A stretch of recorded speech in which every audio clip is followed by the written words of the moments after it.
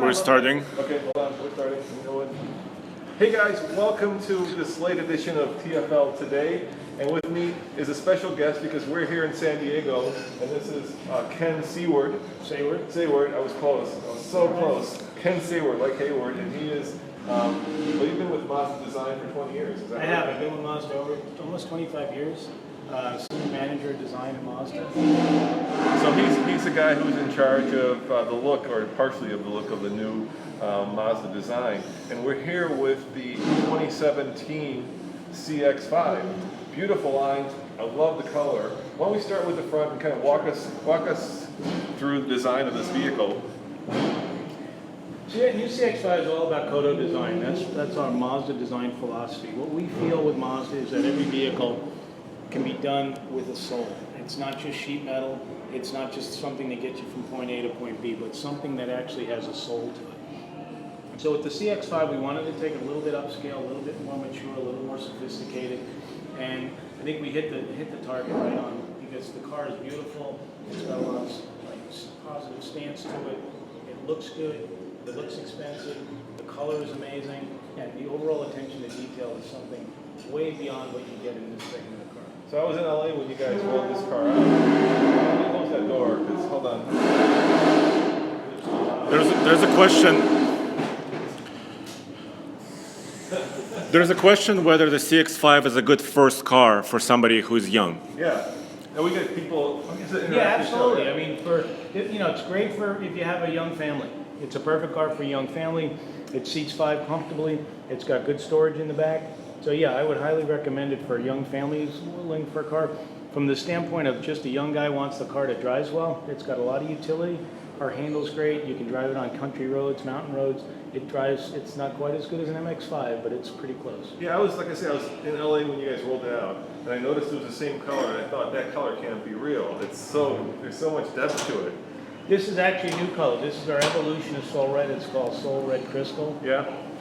And it's a deeper red. It's got brighter brights and darker darks. And the idea behind that is to give the car more contrast on the surfacing. Interestingly enough, when we developed this color, we worked with our color materials team and our engineering teams who actually worked with us on developing the forms and the shapes so that it would go well with the colors.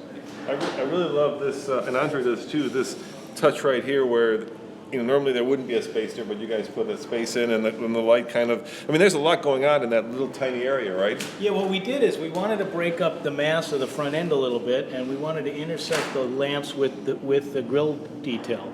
And so what that does in the front of the car is it makes the car look wider than it is. So the car feels a little bit lower and a little bit wider. Yeah, now tell me about the design language. Obviously you're using it on every car now. And how do you translate this design language from mid-size crossover to the Miata, which are two different cars? That's a great question. With the MX-5, we do what we call reflection-based surfacing. So it's all about this more holistic kind of view of the car. You walk around it, there's no hard edges on it, there's no area that stops your eye from moving from the front of the car to the back. On the CX-5 and our new CX-9, it's more of a linear approach, more like a blade. And the idea there is we're trying to break up the volumes of the vehicle so it doesn't look as tall. It doesn't look like a big, tall SUV or a truck. We want it to look more linear, if you will. And we call it acceleration in motion. And it's our way of, the way the light hits the car makes the car feel like it's moving when it's standing still. Yeah, that's always, a test of a good car when you walk away from it and you kind of turn around and you look at it because you're so happy about the way that the car looks. Supercars do that. It's much harder to do that, of course, in a mid-size crossover. Are there any questions, Andre? Yeah, there are a lot of questions, actually. Somebody said they wanted to see the whole car. Yeah, okay. And I'm standing really close to it. Yeah. And there's also, what's under the hood? Yeah, what's under the hood? Let's open it up. I'll open it up. Yeah, we'll talk about the engine. I believe there's only one engine choice, right? Yeah. There you go, guys.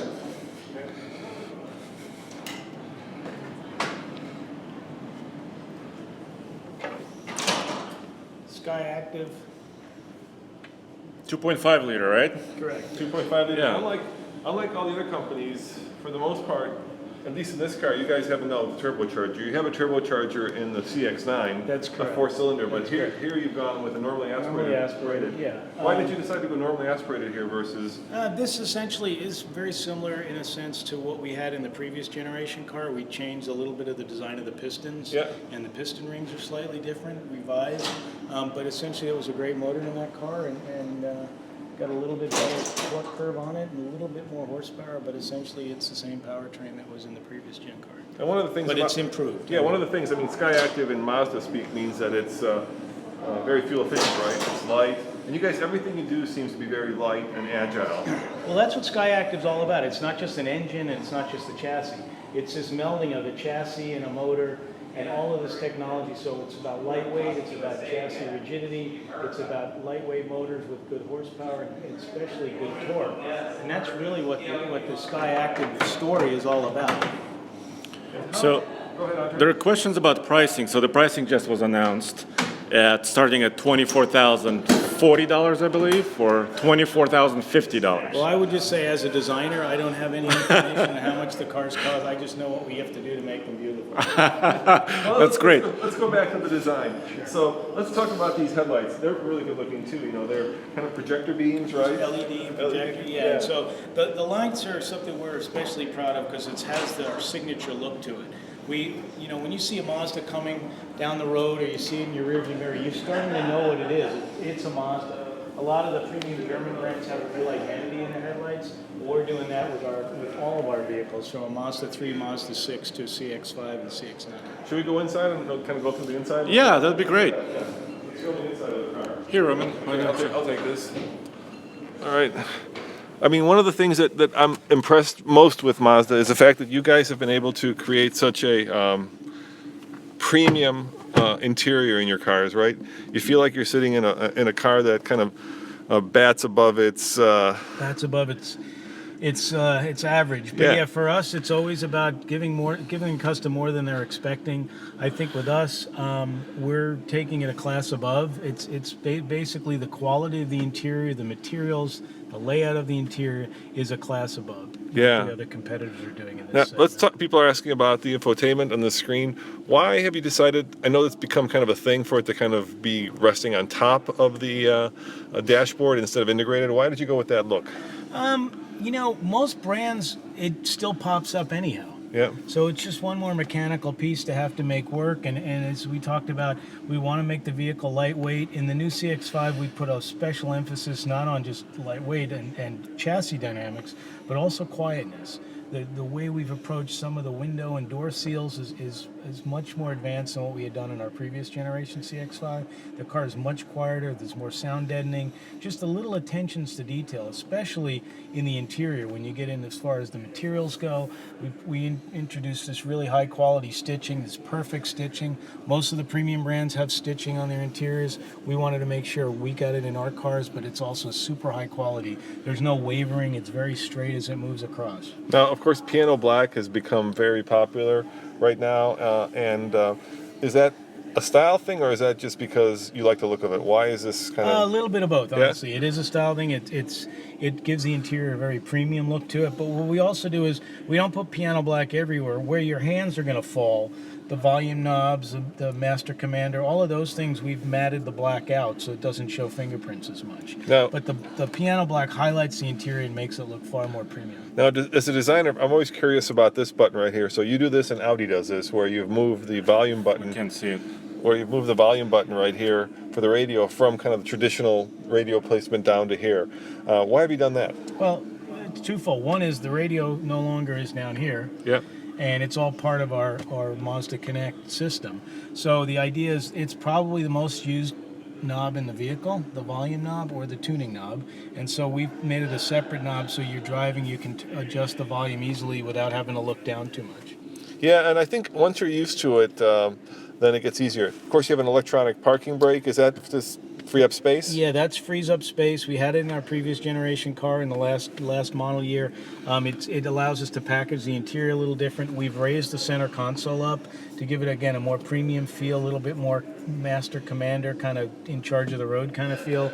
We've raised the center armrest up a little bit. The other nice thing we've done is every surface that you touch in the interior is soft and it's padded. So the armrest is padded, the center armrest is padded, this area along the center console is padded where you rest your knees. So all of the touch points, if you will, are soft touch or a soft padded material. There were a It's few we- questions. I'm sorry. There were a few questions about heated and cooled seats. How comfortable are the seats, Roman? The seats are very comfortable. You know, Mazda has a very kind of, I think it's a European approach sometimes to design. And what I'm looking at here is I'm looking at a very linear set of lines, and that's, to me, feels very European in a lot of ways. That doesn't feel typical Asian. When you do the design work for this car, do you do it here in California or is it done in Japan? Where does that take place? It goes in both places. It works. We do a lot of interior design work in our studio in Southern California, and our affiliate in Japan, our headquarters in Japan does a lot of the interior design work as well. This interior specifically was developed and designed in Japan, but with a lot of input from North America and customer tastes to get a lot of sense of what the American consumer wants in a vehicle. You're absolutely right. We wanted it very linear. By doing that and making the instrument panel much more linear, it makes the interior feel bigger, wider, a feeling of width and spaciousness, which makes it feel like a more premium vehicle. All right, here's my softball question. What's your favorite part of the design? I happen to like the interior very much, and I love the front end of the vehicle. I think, the detailing in the grille and the lamp graphics are beautiful, and again, they're very premium, and it really shows and highlights our attention to detail. Now, we got a lot of people asking about, transmission, Apple CarPlay, all that stuff, guys. We're going to cover all that in our review. This is a design walk-around, so I'm kind of not trying to ignore the questions, but really that's what our review is. So stay tuned. We're going to have a full review of this car over at TFL Car. Well, I've got one of the chief designers here. I want to focus on design. I think that's fair. Good. And we have our engineers here as well who could probably answer those questions for you better than I can. Yeah, let me ask you two other questions. So I noticed that you have a traditional, and I love this, traditional shift lever, right? You haven't gone to like a joystick or... Correct. Why did you do that? Why did you stick with that? Again, Mazda's all about driving. Driving matters to us. We talk about Jimbai Itai, which is being at one with the vehicle, horse and rider. And we feel this is a very traditional thing, and I think people get in a vehicle and they want to have a shifter where they know it's going to be. They want that feeling of the shifter in their hand. And, this car is about driving. It's really a driving SUV, if you will. Yeah, and I also noticed that you have these kind of integrated Bose speakers that are in the A-pillar. Yeah, it's kind of cool. That's unusual. Well, we've done with the speakers, obviously working hand in hand with Bose, but we made a lot of changes with Bose to the system. So we have a smaller speaker in the door now, but we have a subwoofer in the back by the spare tire, so the bass is you have a lot of bass and a lot of low range and high range with the speakers in the A-pillar. So we've done a lot of tuning and a lot of research and a lot of development on the exact speaker locations and the size of the speakers and where they best fit in the vehicle. Let me show you guys this. One of the things I noticed that you don't have, which is becoming common, is a panoramic sunroof. You have a traditional sunroof. Was there any reason why there isn't kind of that longer sunroof that goes all the way to the back? Well, again, it goes back to the SkyActiv technology and philosophy is we really want the car to be as lightweight as possible. We want a smaller engine in it that's got good performance, good pickup, also good fuel economy. Usually a glass roof is a very heavy addition to a vehicle. So that's one of the reasons we don't do it. Structural rigidity, you need to add more structural rigidity to the car to keep it structurally sound so it handles well. So we from a general standpoint, we feel that right now in this segment of vehicle, we wanted to focus on performance, handling, and ride quality. And all that obviously also makes for worse fuel economy, right? The more weight the car, yes, the more weight, the less nimble it is, the worse the fuel economy. So yeah, I understand. Let's go in the back seat. Let's talk about the back. Andre, you want to grab this? Why don't you sit in the front and we can talk about the back? You can just jump in here. Jump in the front. Yeah, guys, let me show you the gauges really quick. Some of you have asked to see the gauges. Obviously, there you go. Speedometer, a digital display on the right, and a tach on the left. It's very straightforward, isn't it? It's what you'd expect. Yeah. Yeah, it's very straightforward. Now, somebody asked, is there a third row? And of course, that's a CX-9. This is a... Yeah, we offer a third row, three-row vehicle. It's our CX-9. It's very much like the CX-5, but bigger, a little bit roomier, and again, it's got the turbo 4-cylinder engine in it, so it's got especially good torque in it. Yeah, the one thing I'm noticing is I've got headroom here, right? When you have a panoramic sunroof, you kind of lose that headroom. It's a great point. I mean, to the point about weight is a big issue. Interior volume gets reduced. And then where does it go? I mean, does it go back in here? Does it go above the roof like the Lincoln Continental? I mean, these are all things we take into consideration. But ultimately for us, weight is the big penalty. And with this car, like our MX-5, we always want to focus on quality, design, attention to details, and making sure it's efficient and lightweight. And I noticed that you have a pretty high waistline for the car. Why was it done? What's the purpose for that? We wanted a little, well, it's really a design decision from the outside. Yeah. It's a little bit higher belt line. We wanted a straight belt line to give it this movement and acceleration. It also feels a little bit more secure when you're in the vehicle when you have a little bit higher belt line. Not too high where then you feel a little claustrophobic, but just enough that you feel like it's secure. Get that arm out there. Yeah, and you can still get your arm out. What I'd like to call attention to in the rear, though, is for the first time in CX-5, we now have heated rear seats. I saw that integrated into here. That's heated really nice. rear seats. We also Right have here. Yeah. Yep. They're probably not on. Yeah. no. We also have air vents for the rear seat passengers, Yeah. center console mounted, and then we have two USB connectors here, high amperage USB connectors. So you can charge up your So you phone. can charge up your phone. So you can sit back here, be comfortable, and charge your phone at the same time. Yeah, I mean this is a mid-size crossover, right? This isn't a huge. If you want the big family truckster, then you go for the CX-9. Yeah, Now you go for the CX-9. Talk to me about this little window back here. It's kind of a cool little design touch. Well, obviously we want to have usually it's bigger, right? yeah, we want to have window back there for rear Right. visibility, rear three-quarter view, and so that's pretty much why it's there. We obviously, we want to give as much interior spaciousness to the vehicle, so therefore the more glass area in that sense on the side and in the front, the more spacious it feels inside. Well, let's show on the back. There was a question about how does the seat fold? Is it 60-40? Let's find out. Okay. Let's take a look. So let's take a look. So, yeah, there you go. 60. 40. No. But there's a 20. There's a middle part. Yeah, there's a 20. This also folds. So if you have skis, So you can put long items through here. nice, Yep. nice ski pass through. Yeah, it's a good system. And the rear seats recline also. They have. I like 4 degrees quality of this leather recline. too. It's really soft. Really soft.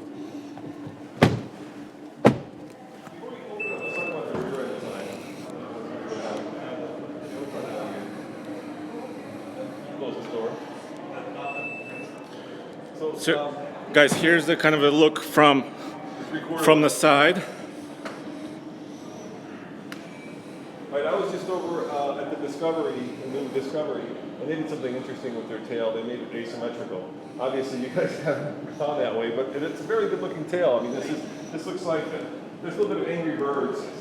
Yeah, and again, this is kind of iconic for Mazda. It started on the first generation MX-5. This circular brake lamp, that's kind of an iconic part of Mazda, and we wanted to carry that through. We have that on our Mazda 3 and our Mazda 6, and obviously CX-5 and CX-9 as well. So it's really a clear identity. Like we say, it's a signature look for us. So when you see the car, when you come upon a Mazda on the freeway or on the road, it's instantly recognizable as a Mazda. Yeah, and I like the two tailpipes. Yep. Right, that kind of speaks of hopefully The the power, performance the performance. aspect of it, the fact that again, for Mazda, driving matters, and we want people to buy this car who really value driving. This is more than just something to get you from point A to point B. Well, let's open it up. Obviously, everything's going to be electric now, right? Well, it is now for us. I mean, we didn't have that on the previous generation car, so that's a new feature we have on this, the new CX-5. So we have it's a space saver spare back. Space saver spare. Yeah. We've got the Bose audio, the bass unit in here. Okay. And again, that's designed so that it gives the good sound through the vehicle, good low range through the vehicle, and then this tweeters on the A-pillar give a little bit more high range. The thing to notice about in here, this is to put the seats down. Yep. That's pretty So cool. you don't have to climb in and do it. Yeah, that's nice. That's a That's really a nice feature. That's a nice feature. And are they spring loaded? Is that why they drop Yeah, down? that's why they drop down. What we've done also is we've now carpeted this whole area for a lot of reasons. One is it reduces the amount of scuffing. Yeah. And two, it quiets the car a little bit, so road noise from the wheel wells doesn't intrude on the interior of the car. So we were talking a little bit earlier about kind of our personal cars, and I got to tell you, my very first car that I bought with my own money was an RX-7, my first new great car. Yeah, what, a second gen or Yeah, third gen? yeah, it was like an 82. Okay, so a first It would be first gen. Yeah, it had no torque, but it No, had, they rev like crazy. they rev like it's a crazy, great yeah. car. Is there any thought of actually going back to a rotary engine at some point with Mazda? Honestly, we're just really focused on CX-5 right now. Yeah. We don't really, talk about future products. Today was just all about CX-5, and what we've done is, as far as bringing up the quality, improving the fit and finish, and the materials, and the whole experience of being with it. And from the outside, what's your favorite part of the car? I think we talked about The that lights? inside. I think, the front, I love the rear lamp graphic. And I think when you look at the car from the front, it's very dynamic. It's got a very strong presence. The grille is much wider than the previous generation car. The detail with this jewel-like feel inside, this diamond cut inside the grille. What it does, besides make it look very, very high quality and gives it that very premium feel, but it also detracts from what's going on behind it. So you're not seeing all the bits and pieces that are underneath the hood behind the grille, which a lot of times manufacturers do some really nice grille detail, but then you can see right through it, see the radiator and the condenser and all those items. So let me ask you one last question before I let you go. You've got a dream job for a lot of people. If somebody's out Absolutely. there and they want to be a car designer, well, what advice would you give them? Well, I tell them they need to draw cars really well, they need to have good taste, and I say if you need to go to a college for that, there's the Academy of Art in San Francisco and Art Center College of Design in Pasadena. That's where I attended, Art Center College in Pasadena, and it's really the Harvard, if you will, Of car design. Car design. Well, guys, thank you very much for joining us on this special episode of TFL Today. And remember, we're going to be doing a full review of this. Andre, when is the embargo? The embargo is the 13th, so we can show the car, we can talk about all the specs, but driving impressions are 13th. All right, well, stay tuned for TFL Car. Ciao.